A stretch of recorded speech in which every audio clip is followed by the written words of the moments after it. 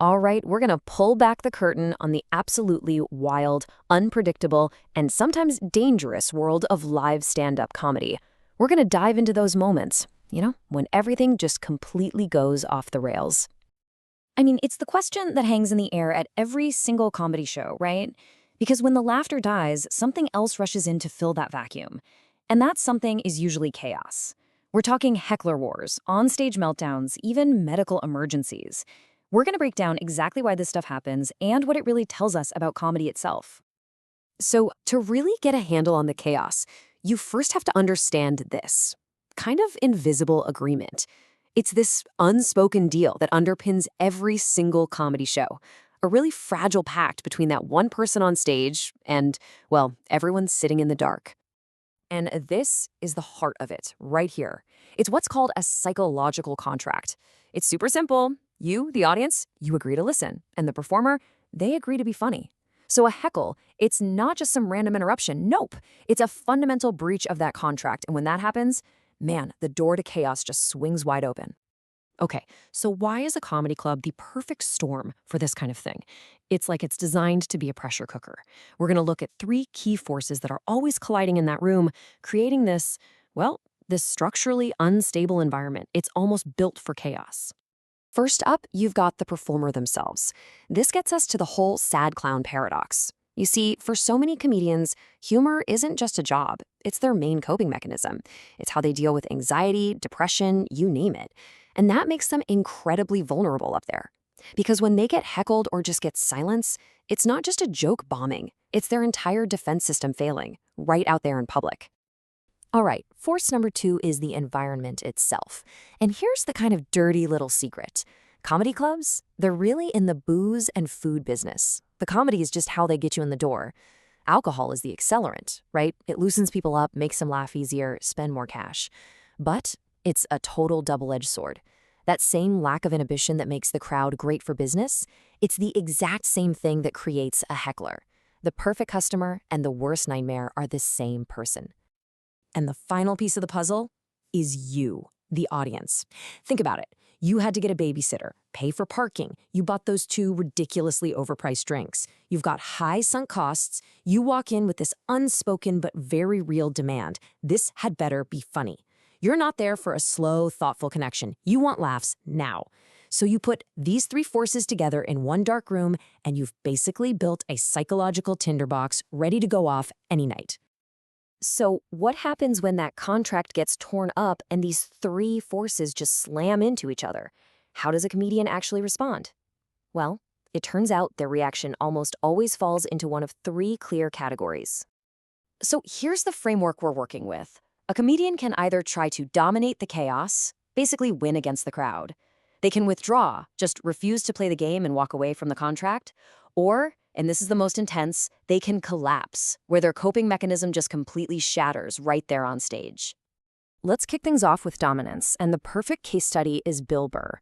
So picture this, it's 2006, he's in Philly, and this crowd has been booing every single comic off the stage. So what does Burr do? He doesn't even try to tell jokes, he just goes to war. For 12 solid minutes, he unleashes this legendary tirade against the entire city of Philadelphia. Everything was fair game.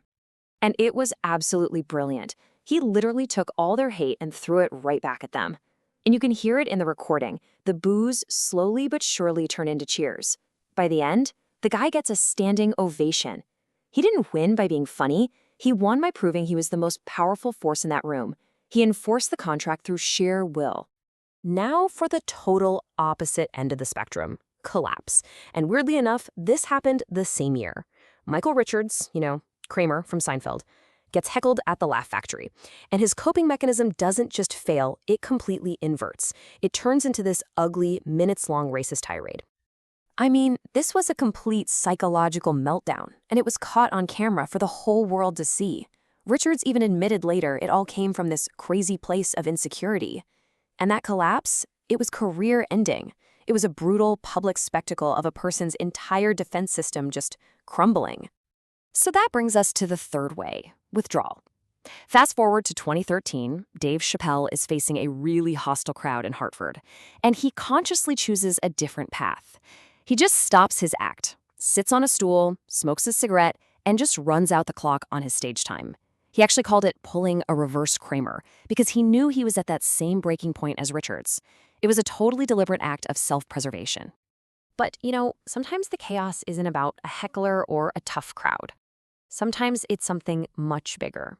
It's when cold, hard reality just crashes through the fourth wall and shatters the entire performance in the most profound and sometimes tragic ways.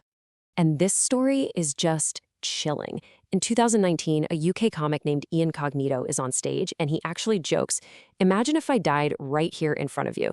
Just minutes later, he sits down on a stool and has a fatal aortic dissection. And the audience, they kept laughing. For 5 minutes, they thought his death was part of the act. The line between performance and reality just completely evaporated in that room. And yet, that same chaotic environment can produce the exact opposite, a miracle. In 2025, during a Drew Lynch show, a guy in the audience has a heart attack. And the crowd didn't just sit there. An off-duty EMT and 2 nurses who just happened to be there jumped into action and literally saved his life. It was this incredible moment where, out of all that chaos, this beautiful communal order just appeared. So this all leads to a very modern problem, right? In this age of viral marketing and everything being a stunt, how do we, the audience, tell the difference anymore?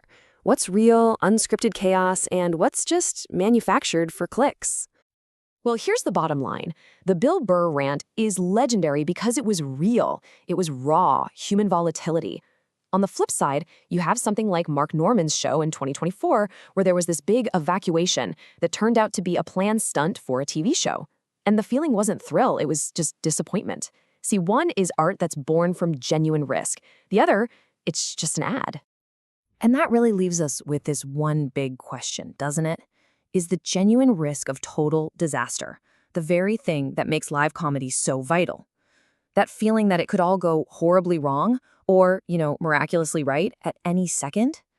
Maybe that shared danger between the person on stage and all of us in the dark is exactly what makes it feel so incredibly alive.